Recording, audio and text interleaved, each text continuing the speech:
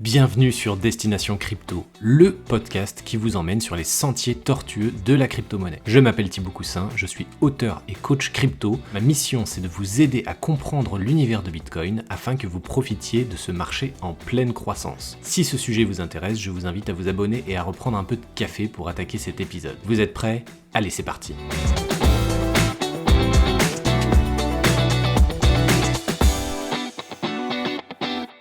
On se retrouve dans un nouvel épisode pour parler de The Merge d'Ethereum. Donc ça, c'est vraiment l'actualité du moment, c'est la grosse mise à jour qui se passe sur le protocole Ethereum et ça implique plein de choses. Les trois objectifs de cet épisode, c'est d'abord de vous présenter les généralités, qu'est-ce que c'est que The Merge. Deuxième objectif, c'est de vous présenter les impacts que The Merge va avoir sur l'écosystème Ethereum. Et troisième objectif, quels sont les scénarios possibles envisagés pour le jeton Ether. Est-ce que ça va monter? Est-ce que ça va descendre? Est-ce que ça va impacter les concurrents? Etc. etc. Donc on démarre tout de suite, c'est parti. D'abord, les généralités. Donc, qu'est-ce que c'est que The Merge d'Ethereum? Donc, il faut vraiment savoir que Ethereum, ça dispose d'un mécanisme de consensus qui est, on va dire, quasiment identique à celui de Bitcoin à la base. Bitcoin, c'est du minage. Donc, c'est-à-dire que les gens vont faire tourner leurs ordinateurs pour sécuriser le réseau. Et en échange, ils vont toucher une récompense qui est un certain nombre de Bitcoin. Et ce nombre varie dans le temps. Actuellement, c'est à peu près 6,25 Bitcoin pour chaque bloc qui a été trouvé par, on va dire, les mineurs. Ethereum utilisait aussi le minage, mais avec cette nouvelle mise à jour, cette version 2.0 d'Ethereum, qui est en partie encadrée par The Merge, le mécanisme va changer. Donc désormais, ce ne sera plus du minage, ce sera ce qu'on appelle du stacking. Donc en fait, les gens vont positionner des jetons, des Ethers, à un certain endroit pour sécuriser le réseau. C'est une autre façon de sécuriser le réseau. Pour participer, il faut 32 Ethers, ce qui représente une somme colossale. Donc on imagine déjà des pools où vous pourrez mettre quelques Ethers à disposition et en vous groupant, vous pourrez participer quand même à la sécurisation du réseau. Mais voilà, sachez que de base, il faut 32 Ethers pour sécuriser le réseau. Le stacking n'est pas du tout une version évoluée du minage, ce sont vraiment deux systèmes différents. Et donc il y a des forces et des faiblesses pour le minage, par exemple utilisé par Bitcoin, et il y a aussi des forces et des faiblesses pour le stacking utilisé par Ethereum et par plein d'autres crypto-monnaies. À travers cette mise à jour en version 2.0, Ethereum va aussi en profiter pour mettre en place du sharding. Alors le sharding, c'est le fait de partitionner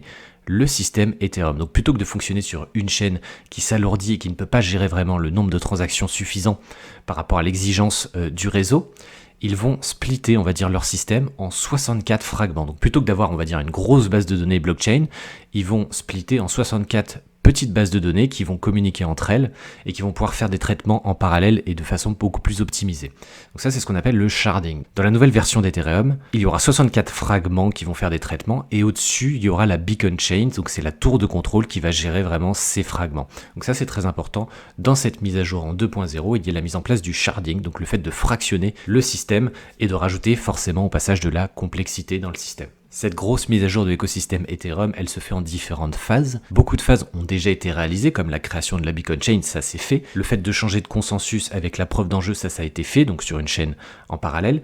Les nœuds validateurs qui vont sécuriser le réseau, ça aussi c'est fait. Le mécanisme de sharding, il est en train d'être implémenté, donc en fait il y a pas mal de choses qui sont déjà en cours. Et là, dans The Merge, la phase qu'on vit en cours en septembre, c'est vraiment le raccordement de la blockchain historique sur le nouveau modèle. Pour ce mois de septembre, il y avait deux mises à jour prévues. La première, c'est la mise à jour Bellatrix qui s'est déroulée le 6 septembre et qui s'est bien déroulée. C'était sur la Beacon Chain.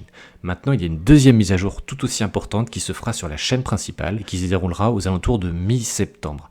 Donc là, ça signera la fin des récompenses de minage et ça basculera sur la nouvelle chaîne, la chaîne en Proof of Stake. À l'issue de cette mise à jour, on saura réellement si Ethereum va pouvoir basculer en version 2.0 de façon efficace, parce que les dernières phases qu'il restera, ce seront plutôt de la customisation, de l'amélioration, des finitions, des remontées de bugs, donc ce sera plutôt mineur. La grosse mise à jour, ce qui est vraiment très impactant structurellement, c'est en ce moment, en septembre. Les impacts directs sur Ethereum. Qu'est-ce que signifie The Merge? The Merge, ça veut dire que les transactions par seconde vont être boostées. Les 15-20 transactions que vous aviez sur la première version d'Ethereum, maintenant elle va être boostée. Normalement, on est censé avoir au moins plus de 1000 transactions par seconde, voire bien plus grâce au sharding, grâce au partitionnement, et donc chaque fragment du système va pouvoir dynamiser et booster le nombre de transactions par seconde. Donc ça, c'est un énorme point. Autre point, le gaz, donc cet indicateur de consommation que vous allez utiliser quand vous allez faire des transactions ou utiliser des smart contracts, ce gaz, normalement, il ne devrait pas évoluer directement. C'est-à-dire que c'est pas parce que vous passez en Ethereum 2.0 que vous allez automatiquement abaisser le gaz. Petit rappel, sur Ethereum, vous avez les Ethers et vous avez le gaz. Les Ethers, c'est la monnaie principale et le gaz, c'est vraiment ce que vous consommez lorsque vous procédez à des transactions ou quand vous utilisez des contrats intelligents. Donc, pour faire un comparatif très simple, quand vous payez votre facture d'électricité, vous payez en euros un relevé basé sur une consommation en kWh. Et bien là c'est pareil, vous allez payer en Ether basé sur un relevé en gaz. Le problème sur Ethereum, c'est que l'afflux de nouveaux projets et de centaines de transactions se rajoutant sur le réseau faisait que le prix en gaz augmentait et ça donnait des frais de transaction qui étaient complètement hallucinants. Et là, même en Ethereum 2.0, on n'a pas de garantie que ça va vraiment s'améliorer. Donc ça c'est un point à surveiller. Autre chose, donc le consensus change, on n'est plus sur du minage, on est maintenant sur du stacking, donc il vous faut 32 Ethers que vous positionnez à un certain endroit pour toucher des récompenses de stacking, donc des Ethers qui vous sont envoyés. Dernier élément, le fait de changer de consensus et de basculer sur quelque chose qui est beaucoup moins exigeant en termes d'énergie, ça va baisser la consommation électrique globale du système et réduire globalement apparemment de 99% la consommation électrique pour faire tourner le système Ethereum. Donc ça c'est un bon point, même si le fait de basculer sur du Proof of Stake, pour moi ça apporte aussi d'autres inconvénients, mais globalement, pour vous simplifier le tout, cette mise à jour en 2.0 ça veut dire plus de transactions par seconde, un changement de consensus en stacking, où vous pouvez toucher des récompenses sans faire tourner vos ordinateurs, et donc une consommation énergétique beaucoup moins importante. Troisième et dernier point de cet épisode, les effets de bord sur le marché et sur l'écosystème Ethereum. Donc sachez que c'est une migration qui est extrêmement risquée, c'est quelque chose qui n'a jamais été fait actuellement, donc il y a forcément des risques qui sont énormes autour de cette mise à jour. Cette mise à jour, elle rajoute encore plus de complexité au sein du système Ethereum. On n'est pas à l'abri qu'il y ait un grain de sable qui se mette dans la machine, que la machine se grippe et que le cours soit impacté très durement par ça et de toute façon générale l'écosystème crypto au passage. Si Ethereum se grippe, c'est le marché entier qui va en pâtir. Ce que l'on peut aussi anticiper, c'est que si tout se passe bien au niveau d'Ethereum, que tous les voyants sont au vert, que la mise à jour s'est très bien déroulée et que les transactions maintenant augmentent sans poser de problème au niveau de l'infrastructure, que le sharding, le partitionnement en place fonctionne très bien, et ben les projecteurs vont se remettre sur Ethereum et tous les concurrents qui arrivaient derrière dans le rétroviseur d'Ethereum vont en pâtir inévitablement parce que Ethereum va à nouveau attirer tous les nouveaux projets et il va y avoir un attrait énorme autour d'Ethereum qui a déjà un avantage majeur en termes d'écosystème, en termes d'aura, en termes de notoriété. Donc ça c'est très important de savoir que les concurrents peuvent être impactés. Si le scénario inverse se produit, c'est-à-dire qu'un grain de sable arrive, que la machine Ethereum se grippe,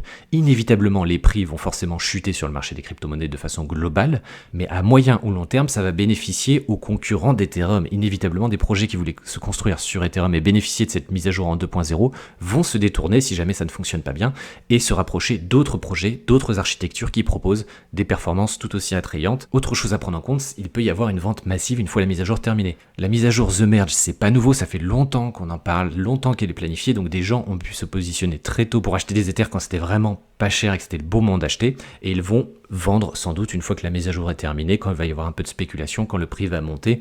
Donc ça aussi, il faut faire attention. Souvent, on dit « buy the rumor, sell the news ».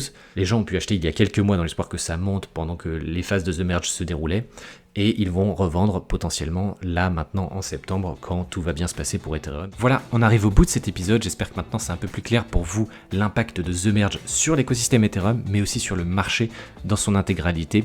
Et enfin, n'hésitez pas à vous abonner à la chaîne pour toujours plus de contenu, toujours plus d'actualités sur le marché des crypto-monnaies. Allez, je vous dis à très bientôt dans le prochain épisode.